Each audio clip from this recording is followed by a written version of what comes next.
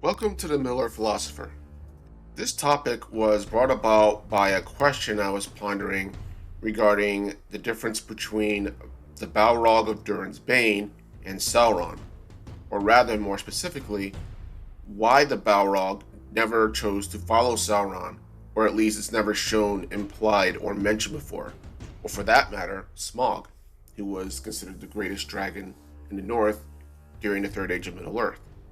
Now, everyone's pretty much familiar with the power of the Balrog. From the beginning, they were partially responsible for taking down the two original lamps when Middle-earth was created originally, and it was perfect. They later took down the spirit who was appeared as a spider, Ungoliant, when she had or was about to overpower Morgoth, which by itself is an incredible feat, given that Morgoth was supposed to be the strongest spirit in Arda at that time. Throughout the Wars of the First Age, at any point in the Silmarillion that you read that Morgoth unleashes the Balrogs or sent the Balrogs, you know it's a really, really bad situation at that point, because Balrogs were the reserves. They were the special forces as well as Morgoth's generals. The Noldor pretty much could take orcs, they didn't have a problem with that. But as soon as the Balrogs came out, they were more or less fucked. And you can see this in their kill count. They were responsible, after all, for killing two High Kings of the Noldor, Fëanor, who was the strongest elf who have ever lived, and Fingon. And while this can be considered a testament to the power of the High Kings, given that no one else was apparently powerful enough to bring them down, it's also a testament to the powers of the Balrog, in that if the Balrog was sent against them, even if the High King was able to wound or kill some of them, he was still going to die. Balrogs also played a large part in the fall of Gondolin, and later on in the Third Age, the Balrog Durin's Bane is responsible for taking out the kingdom of Khazad-dûm, which up until that time had existed from the first to that point of the Third Age, which is a very, very long time. And then, of course, finally, there's the battle with Gandalf much later on at the end of the Third Age, in which they both kill each other.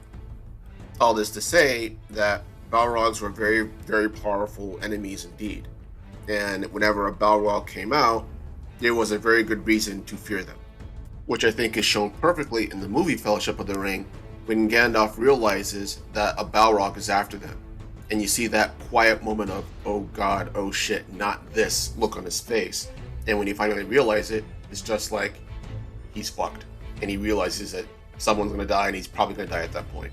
That was the strength and the terror, as the Silmarillion calls it, of a Balrog. Now, all that to say, my question became, what drove them? What was the philosophy, as I'm fond of saying, behind what their actions and what they did? Why did they choose to follow Morgoth? And what options did they have? Were they just mindless beasts who just like to kill and destroy things? Were they smart and intelligent? And if they were smart and intelligent, why were they not ranked as high as Sauron, who was considered Morgoth's second in command?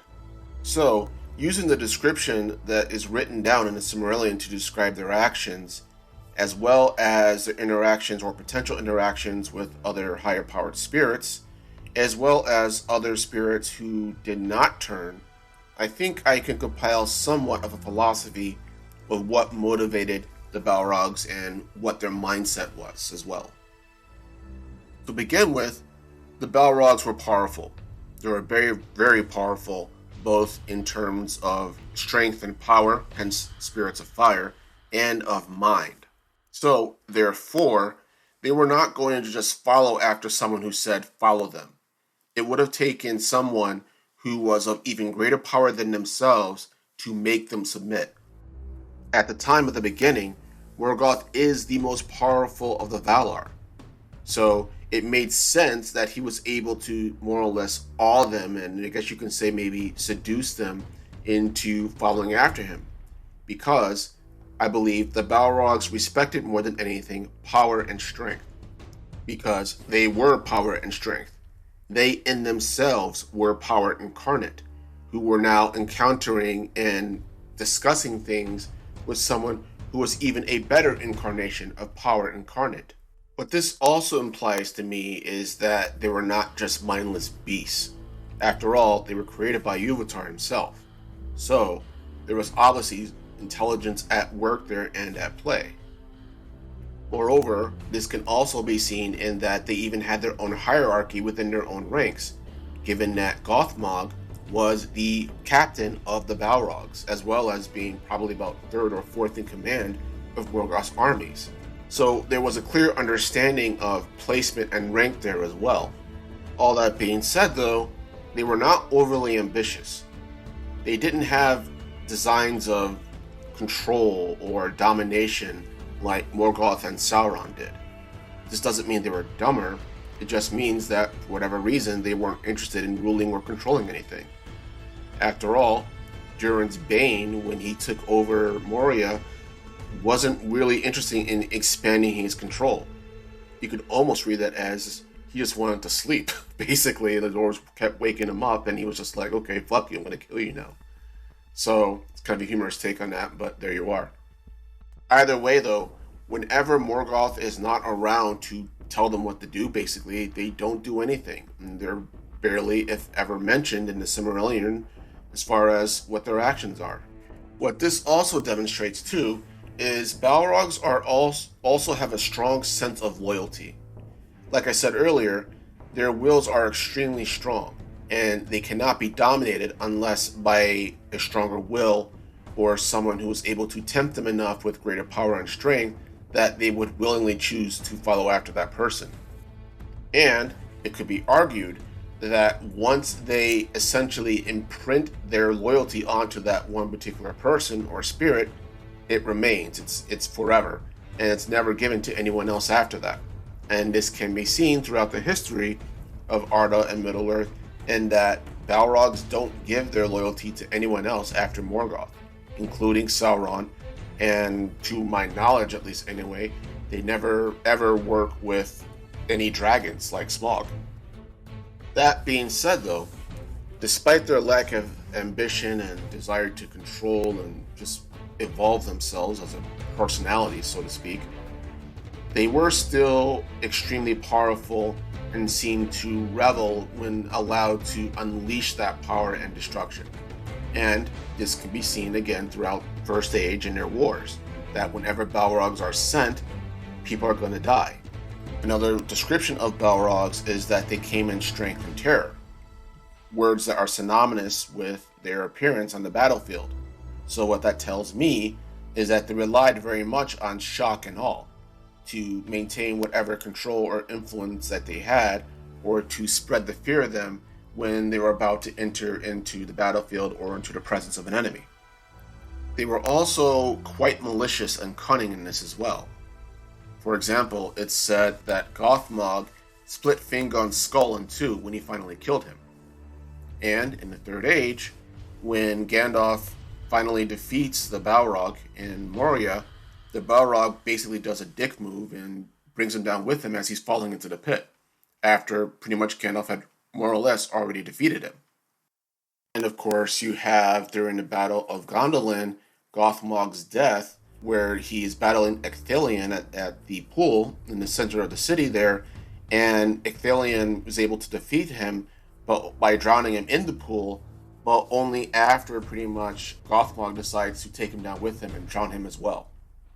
So there is this sense of bitterness, I guess you can say, at being bested in combat by an enemy. Balrogs don't like losing. They don't handle that well. And they become very malicious and just underhanded when they're about to lose. That being said though, when the War of Wrath ends and it's said that a number of them are killed, the rest of them go into hiding and they just run and they go into hibernation or whatever, i.e. Durin's Bane. And that kind of implies that if they are overpowered in strength and not being made to serve, or that it's by an enemy and they can't strike back at that enemy because that enemy is just too strong, then they run. I wouldn't necessarily call them like bullies per se, because they will fuck shit up if they can, like I said earlier. But when overpowered, they will hightail it out of there. Their boss is dead, they're outnumbered by spirits and that are equal in strength or greater in strength than they are, and they can't do shit about it. So the only option at that point is to leave and just try and stay out of the way, basically. And that goes into Durin's Bane, where at that point his particular philosophy, because he's the only Balrog mentioned canon-wise, is leave me the fuck alone, I want to sleep, pretty much. And the only reason he wipes out the dwarves there, or that at the kingdom of Khazad-dûm, I should say, and I should have said that earlier, is because they woke him up. Like, he did not give a shit, prior to that. They can dig and do whatever they want, but once they woke him up, that was it. And then once the orcs came in to inhabit Moria at that point, he allowed that, but it's implied that they stayed away from him as well. Like, everyone just kind of left him the fuck alone. And then when Gandalf showed up, and maybe he sensed them or something like that, he's back up again and he's, ready to go at it. So what does it look like that we have here? We have an order of spirits who are extremely strong, very strong-willed, very powerful, but not ambitious enough to extend that control or evolve it into anything structural or institutional. And based off that, I would imagine this is why a lot of people tend to think of Balrogs as not being very smart and not that intelligent and just basically dogs of Morgoth. In particular, when you take this in consideration with Sauron, who was the other Maiar spirit who worked with Morgoth. Sauron, after all, was made second in command. The Silmarillion and the Lord of the Rings specifically mentioned that he was highly intelligent, cunning, and also very, very powerful. And not only that, he developed his powers and his strength and everything to not only advance his position and increase his own ambition, but also to, at the time anyway, better serve Morgoth as well. And then, of course, you have Sauron's actions during the Second and Third Ages. So it's easy to understand that you have this one Maiar spirit who is proactively doing stuff and planning and scheming and everything.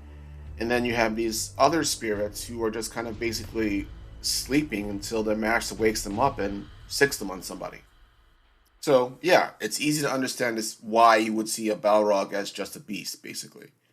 But I do not think that's the case, and I'll explain why. So, in general, just because a person does not have the desire or will to be proactive in something, doesn't mean they're dumb or stupid. Yes, you could criticize them that they could develop that and they could be better than them, than they actually are, but they are making an active choice to be that way because for whatever reason, they are content in who and what they are. And I think that's the case with the Balrogs. As I said earlier, Balrogs pride strength and power over everything else, which again was also why Morgoth was able to corrupt them. He didn't need to promise them lies, in his case, of control of Arda, of land, of power, of slaves, or anything else like he did with the humans who served him later on during the First Age, because they weren't interested in that. They were just interested in showing their power and reveling in that. That was enough.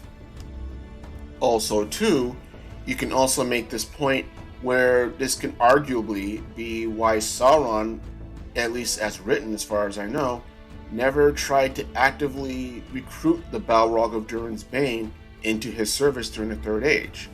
I mean, he spent, the entirety of the Second Age and a large portion of the Third Age gathering allies and trying to make war on those who he deemed were against his plans.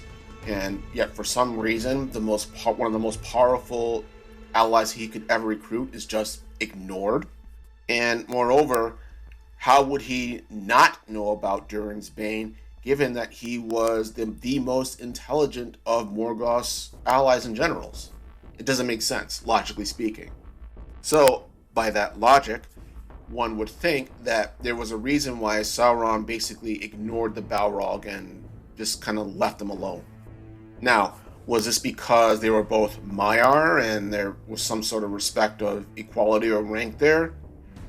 It's kind of hard to say, to be honest. I've heard some people say that Sauron came from a higher order of Maiar than Durin's Bane did. So therefore, he still outranked them, even though they were effectively the same species, I guess you can say.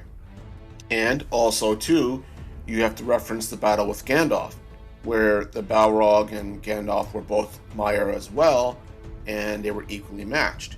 And yet, for whatever reason, Gandalf felt that he couldn't take on Sauron, who was also a Maiar. So that would seem to back up their argument that, Sauron was a higher order of Maiar despite being the same species and everything.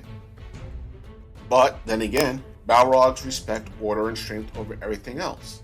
So, one would think that Sauron would have been able to recruit Durin's Bane with the same methodology that Morgoth used when he recruited them way back before the First Age. A chance to destroy things and burn shit up, basically. And yet Sauron doesn't do that, even though he's supposed to be of a higher rank and a higher order, and by that should be a higher tier of Maiar than Durin's Bane is. And that's one of the great questions and mysteries of Middle-earth. Now, you could argue that because the Balrogs weren't ambitious and their cunning at least did not extend beyond the battlefield, that was why they were given a lower rank in Morgoth's armies than Sauron. And that Sauron, was a planner. He built shit. He was capable of developing and extending control and, being very creative of ways to do that. The Balrogs were just basically soldiers. They went out and they killed stuff. And that was pretty much it, because that's what they liked doing. And there you are. So in that sense, and by that logic, I could see why a Balrog would be a lower rank than Sauron in the context of Morgoth's armies. That being said, though, the main reason why I don't think Balrogs were just mindless beasts and as dumb as hell is actually represented by one of their order who did not fall, and that particular spirit was named Arien. The Silmarillion describes Arien as being a spirit of fire of the same order of the Balrogs, but who was not corrupted by Morgoth's lies. And we should pause right there for a moment. Just in that one phrase and pairing alone, there is the implication that the spirits of fire had enough intelligence to listen, develop, process, and make a decision. Moreover, Arien, who is a spirit of fire, but not a corrupted spirit of fire, i.e. a Balrog, shows that choice in choosing not to follow after Morgoth when he sways the rest of her order. So that also shows that the Balrogs weren't just pack animals either, because Arien didn't go along with the pack, so to speak.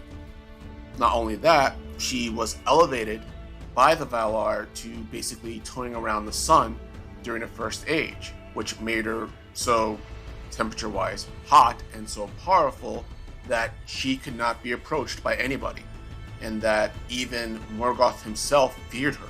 Again, and that's saying a lot, and that speaks of that element of awe and quote-unquote terror, if you will, possibly being just within that order of Maiar's nature, given that Arien displays that same element of awe and of power like her kin does, but it's not for evil per se. It's not to strike terror or deliberately to strike terror into people and just destroy things. She is a willing servant of the Valar, just as her kin were willing servants of Morgoth.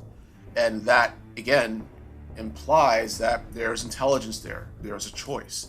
And moreover, and probably even a bigger point, it also shows what the rest of the Balrogs could have been if they had not chosen to follow after Morgoth. They could have been among this higher order of Maiar than what they became. And it also probably implies that Arien was probably more powerful than the rest of the Balrogs as well, given that we never hear of Morgoth not having an ability to not approach Gothmog or any of the other Balrogs, but with Arien, he hates her, he can't touch her, and he's always trying to do battle with her to stop what she's doing, and he's just failing at it. So, I guess you can say that the Balrog, or at this point, maybe I should say the Order of the Spirits of Fire among the Maiar, that their philosophy is one of a servant.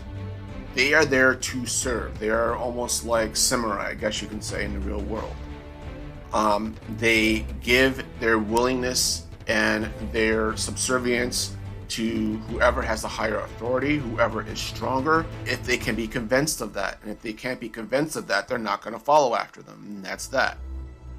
Their cunning and intelligence was applied to the battlefield, but not to strategy or politics or developing institutions or civilizations or anything along those lines. And once they choose to give that willingness to someone, they are forever loyal to that particular person or spirit. All that being said, though, the Balrogs are more nuanced and more interesting, I think, than people realize. And I just find that kind of fascinating as well.